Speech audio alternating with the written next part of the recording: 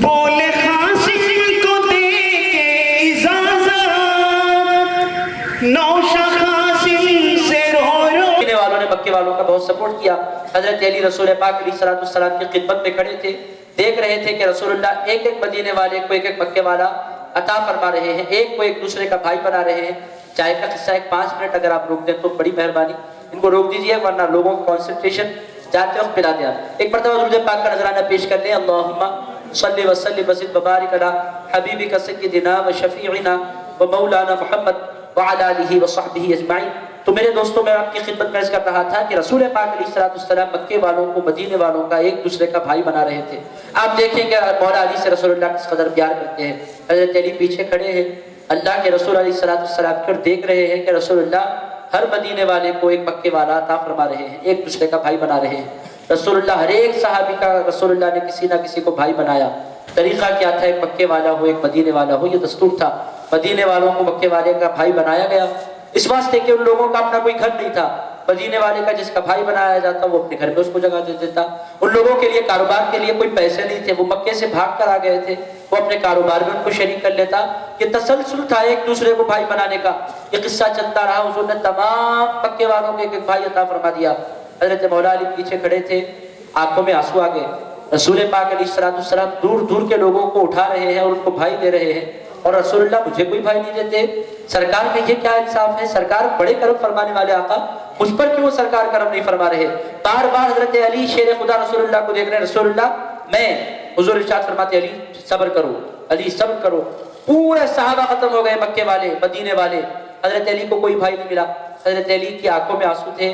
عرض کیا یا رسول اللہ, ہر مدینے والے کو ایک مکے والا آپ نے بھائی عطا فرمایا, میں بھی مکے سے آیا ہوں, یا رسول اللہ میرا بھی اپنا کوئی گھر نہیں ہے. حضور پاک علیہ السلام میں نے بھی سب کچھ مکے میں چھوڑ دیا ہے آپ کی خاطر, اللہ کے دین کی خاطر, اللہ کی رضا اور خوشنودی کی خاطر. یا رسول اللہ میرا بھائی کون ہوگا؟ اللہ کے رسول علیہ السلام نے ارشاد فرمایا, اے علی خاموش رہو, انت اخی فی الدنیا والآخرہ. اے علی دنیا میں بھی میرے بھائی تم ہو اور آخرت میں میرے بھائی تم ہو. علی تم کو مجھ سے جدا نہیں کیا جا سکتا. عرض کیا یا رسول اللہ قاعدہ یہ ہے کہ ایک مدینے والا ہو ایک مکے والا ہو, آپ بھی مکے والے میں بھی مکے والا, ہم دونوں مکے سے آئے ہیں. ارشاد فرمایا اے علی قانون سب کے لیے ہے مگر تمہاری محبت میں میں قانون توڑ رہا ہوں, میں تمہیں اپنا بھائی بنانا چاہتا ہوں. آپ دیکھیں یہ ہے مولا علی, اس قدر چاہا رسول پاک علیہ السلام نے ان کو. آپ محسوس کیجئے گا کہ رسول پاک علیہ السلام نے کس قدر چاہا. ایک ہاتھ اٹھے ہوئے تھے رسول پاک علیہ السلام کے. حضور پاک علیہ السلام دعا کر رہے تھے. کیا دعا کر رہے تھے؟ دعا میں حضور پاک علیہ السلام اللہ کی بارگاہ میں عرض کر رہے تھے, اے اللہ مجھے اس وقت تک موت عطا نہ فرمانا جب تک میں علی کا چہرہ نہ دیکھ لوں. یہ حضور پاک علیہ السلام کی دعا ہے, اے اللہ لا تمتنی حتی ترینی علیہ, اے اللہ مجھے اس وقت تک موت عطا نہ فرمانا جب تک کہ میری آنکھوں میں علی کا چہرہ نہ آ جائے. اے پروردگار میں جب تیری ملاقات کے لیے چلوں, میں جب تجھ سے ملنے کے لیے چلوں, جب میں تیری بارگاہ میں حاضری دینے کے لیے چلوں, اے اللہ میں کسی اور کا چہرہ نہیں دیکھنا چاہتا, میں اپنے علی کا چہرہ دیکھنا چاہتا ہوں. میرے دوستو یہ پیار ہے رسول پاک علیہ السلام کو مولا علی سے. کیوں رسول اللہ نے ایسا فرمایا آپ جانتے ہیں؟ بی بی عائشہ صدیقہ رضی اللہ تعالیٰ عنہ کے گھر حضرت ابوبکر صدیق آئے ہیں. رشتہ کیا ہے بی بی عائشہ کا حضرت ابوبکر صدیق کا؟ آپ پڑھے لکھے لوگ, اسٹیج کے لوگوں سے میں جواب نہیں جانتا, یہ تو بولے گئی. بی بی عائشہ صدیقہ اور حضرت ابوبکر صدیق کا تعلق کیا ہے؟ باپ بیٹی کا رشتہ ہے نا. حضرت کرام آپ لوگ کچھ نہ کچھ تو بولیے, اگر اس طرح خاموشی سے بیٹھیں گے تو پھر بات کیسے بنے گی؟ آپ جانتے ہیں, مجھے پتا ہے نندیال کے لوگ جن لوگوں سے میں مخاطب ہوں یہ لوگ پڑھے لکھے ہیں, اسلامی گھرانے میں ان لوگوں نے آنکھیں کھولی ہیں. آپ میرا ساتھ دیجیے. حضرت عائشہ کے حضرت ابوبکر کیا ہوتے ہیں؟ کیا ہوتے ہیں حضرت عائشہ کے حضرت ابوبکر؟ باپ. یہی ہوتا ہے نا. بی بی عائشہ صدیقہ بیٹی ہے, حضرت ابوبکر صدیق کیا ہے؟ حضرت ابوبکر صدیق کیا ہے؟ والد ہے, باپ ہے, فادر ہے. حضرت بی بی عائشہ صدیقہ کے گھر حضرت ابوبکر صدیق بیٹھے ہیں. میں آپ کو پنجتن پاک کا ذکر کر رہا ہوں, میرے دوستو سنیے تاکہ آپ کا ایمان تازہ ہو جائے. جب آپ اس محفل سے اٹھیں تو محبت لے کر اٹھیں اہل بیت کی. میرے دوستو جو جمود طاری کرنے کی کوشش کی گئی ہے اس جمود کو توڑیے گا. اہل بیت نبوت کا دامن جو آپ کے ہاتھوں سے چھیننے کی کوشش کی جا رہی ہے, آپ ان کے منہ پر پچکڑ دیجئے اور بولیے ہماری جان لے لو, پنجتن پاک کی محبت ہمارے دل میں رچے لو. حاضرین کرام کی آپ کو بولنا ہے, آپ جب اٹھیں گے تو یہ احساس آپ کے دل میں جاگے گا. میرے دوستو علی کون ہے؟ حضرت عائشہ صدیقہ کے گھر حضرت ابوبکر صدیق تشریف لائے ہیں, مولا علی شیر خدا آئے ہیں. یہ دونوں کے دونوں بیٹھے ہوئے ہیں اور دیگر صحابہ بھی ہیں. حضرت ابوبکر صدیق کو بی بی عائشہ صدیقہ نے دیکھا کہ بات کسی سے بھی کریں ان کی نگاہ حضرت علی کے چہرے پر ہوتی ہے. میرا طریقہ کیا، میں آپ سے بات کر رہا ہوں، آپ کو دیکھ رہا ہوں، میں تقریر ادھر بازو دیکھ کر نہیں کر سکتا. کیوں؟ آپ لوگ اگر میں ادھر دیکھ کر تقریر کروں گا تو آپ لوگ اٹھ کر چلے جائیں گے، ان کو سنانے آئے، ان کو سنانے، ہمیں کیوں سنا رہے ہیں. آپ یہ سوچیں گے جس سے بات ہو رہی ہے اس کو دیکھنا ضروری ہے کہ نہیں. حضرت ابوبکر صدیق بات کسی سے بھی کریں ان کی نگاہیں علی کے چہرے پر ہوتی تھی. بار بار بی بی عائشہ صدیقہ نے محسوس کیا کہ لگاتار علی شیر خدا کو دیکھے چلے جاتے ہیں. مجلس ختم ہوئی، حضرت بی بی عائشہ صدیقہ نے حضرت ابوبکر صدیق سے پوچھا، بابا ایک عجیب معاملہ میں نے دیکھا.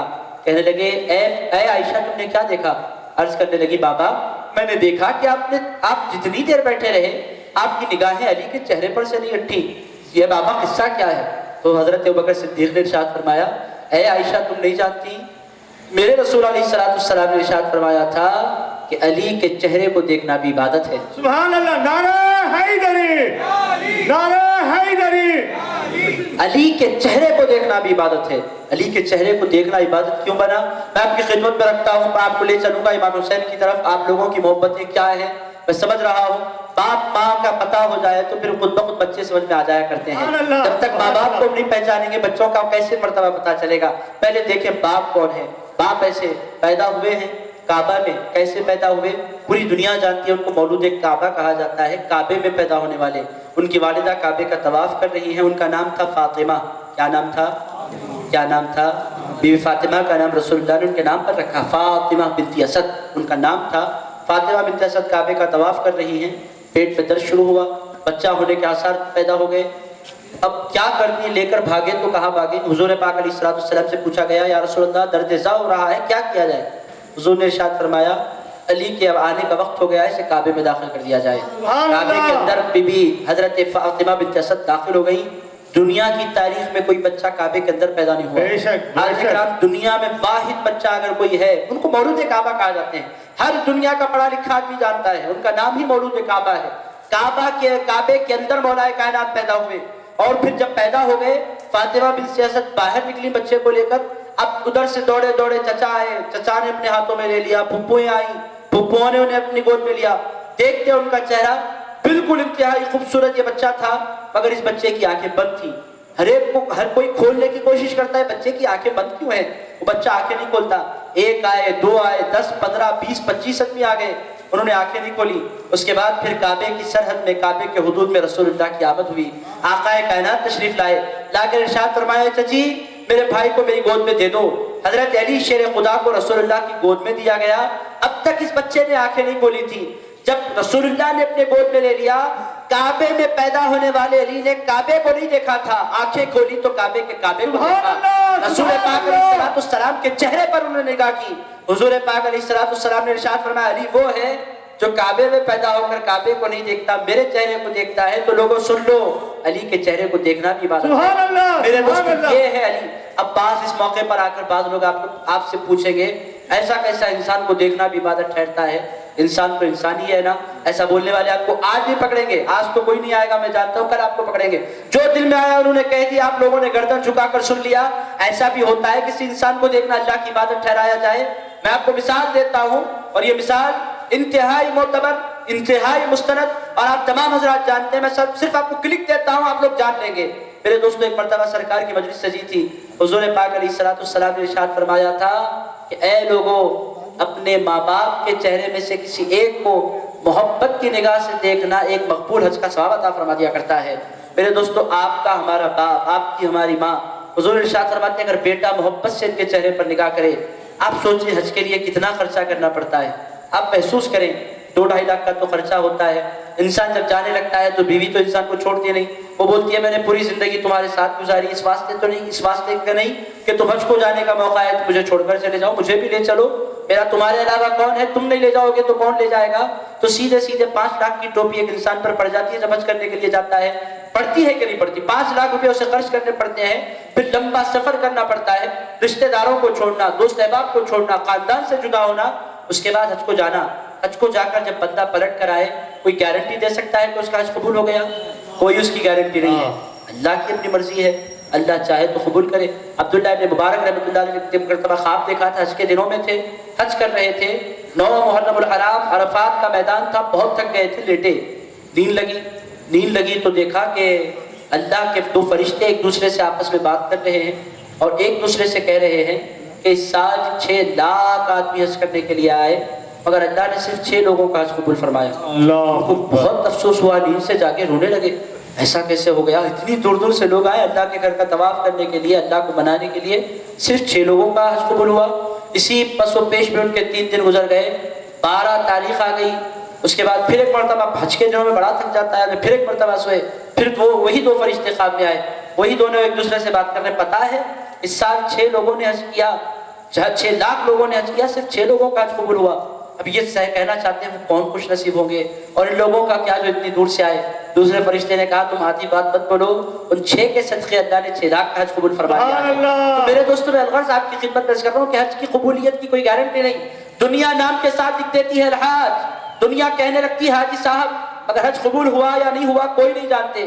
مگر اگر اپنی ماں کے چہرے کو کوئی بندہ محبت کے ساتھ دیکھ لیتا ہے، رسول اللہ یہ نہیں فرماتے حج کا ثواب دیا جاتا ہے، حضور فرماتے مقبول حج کا ثواب دیا جاتا ہے، قبول کیے ہوئے حج کا ثواب دیا جاتا ہے۔ میں آپ سے پوچھتا ہوں، ماں گناہگار بھی ہو سکتی ہے؟ حضور ارشاد فرماتے یہ کنڈیشن نہیں رکھا کہ ماں متقی ہے تو ایک حج کا ثواب دیا جاتا ہے، حضور نے فرمایا نہیں، دیکھو تو محبت سے، ادب کے ساتھ دیکھو، محبت کے ساتھ دیکھو۔ ایک صاحب اٹھ کر کھڑے ہوئے، عرض کیا یا رسول اللہ اگر دن میں کئی مرتبہ اپنے ماں باپ کو دیکھے تو؟ حضور نے فرمایا 100 مرتبہ دیکھے تو 100 حج کا ثواب عطا فرما دیا جائے گا۔ تو میرے دوستو، ایک ماں کو دیکھنا جب حج کا ثواب عطا فرما سکتا ہے تو علی کے چہرے کو دیکھنا عبادت کا ثواب کیوں نہیں دے سکتا؟ تو میرے دوستو، علی شیر خدا کون ہے؟ آپ جان گئے کون ہے، آپ پہچان گئے کون ہے۔ میرے دوستو، آپ کی خدمت میں مولا علی کا مختصر میں ایک اور واقعہ عرض کرتے ہوئے پھر بی بی فاطمہ کی طرف، حسنین کریمین کی طرف آتا ہوں، پھر میں اپنی بات کو سمیٹ لوں گا۔ آپ دیکھیں رسول پاک علیہ السلام نے حجۃ الوداع فرمایا ہے، آخری حج حضور پاک علیہ السلام نے فرما لیا، ذوالحجہ کا مہینہ تھا، اس کے بعد حضور پاک علیہ السلام محرم، صفر، 2 مہینے ظاہری دنیا میں حضور تشریف فرما رہے، اس کے بعد حضور پاک علیہ السلام نے یہ دنیا چھوڑ دی ظاہری طور پر۔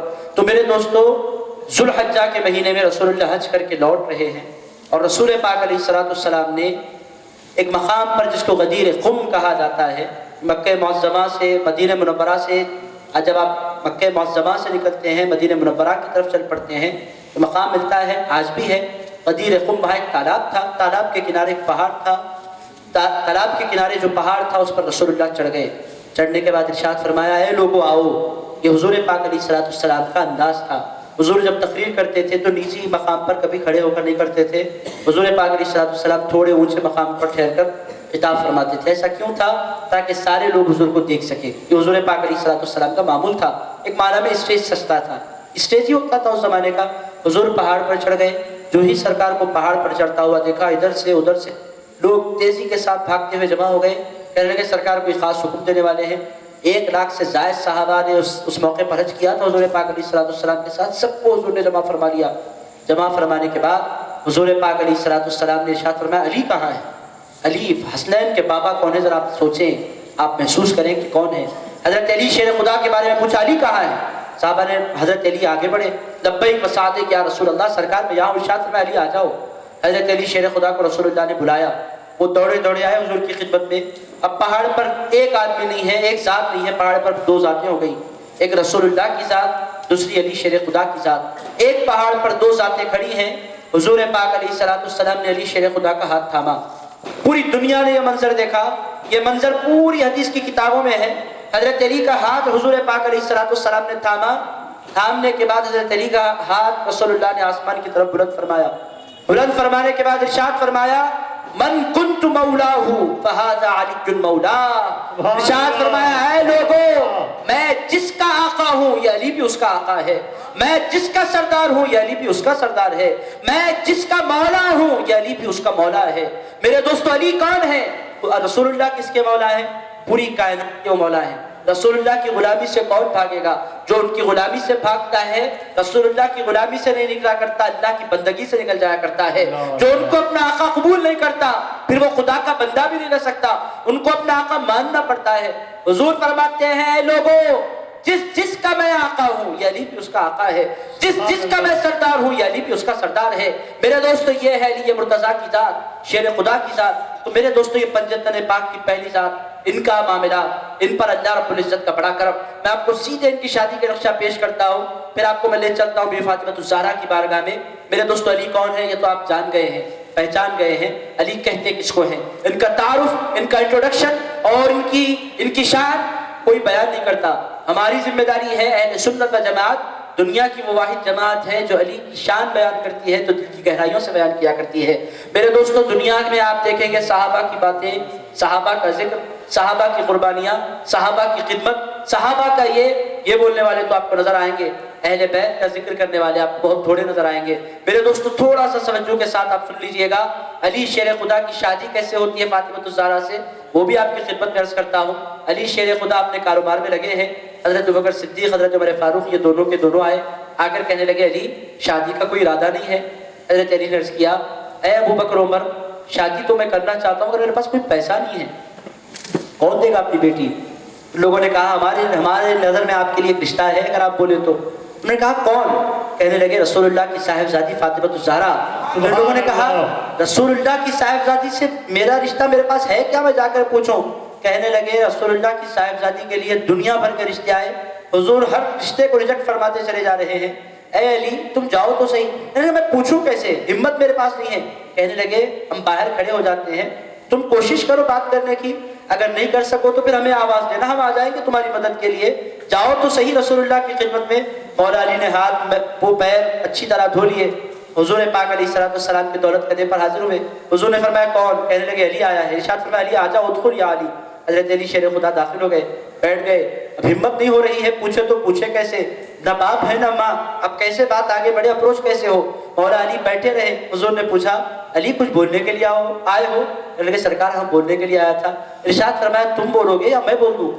حضور پاک علیہ السلام کے علم پر قربان جائے. کہنے لگے علی تم بولو گے یا میں بولوں؟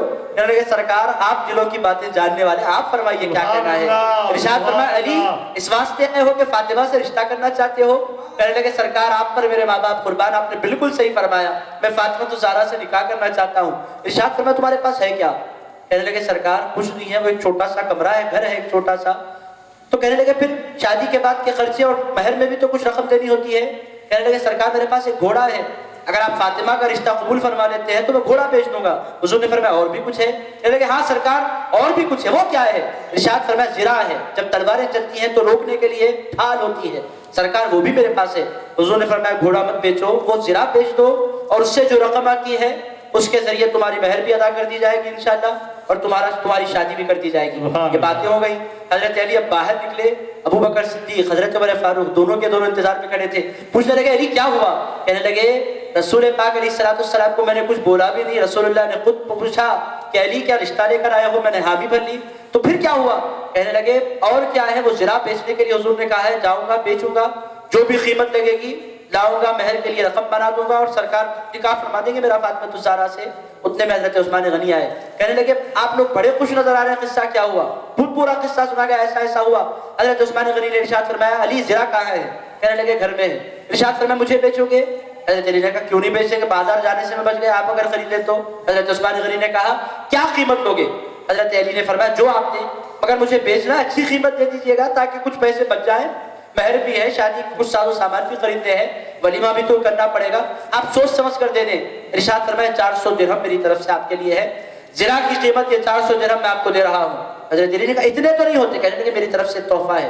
انہوں نے رکھ لیا. ارشاد فرمایا چلو گھر چلتے ہیں، زرہ آپ کو دے دیتا ہوں. حضرت عثمان غنی نے کہا اتنے مبارک موقع پر آپ سے زرہ کیا دوں گا، وہ زرہ بھی میری طرف سے آپ کی خدمت میں تحفہ ہے، زرہ بھی رکھ لیجئے، پیسے بھی لے لیجئے. چلیے اب نکاح کی بات آگے بڑھائیے. حضور پاک علیہ السلام کے پاس پہنچے.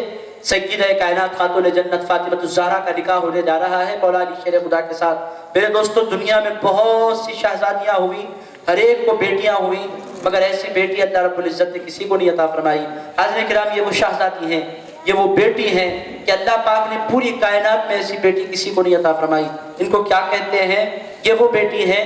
صحابہ کرام جب حضور کے پاس آتے تھے ایک جملہ کہتے تھے، آپ لوگوں نے سن رکھا ہوگا، بار بار صحابہ رسول اللہ سے کہتے تھے کیا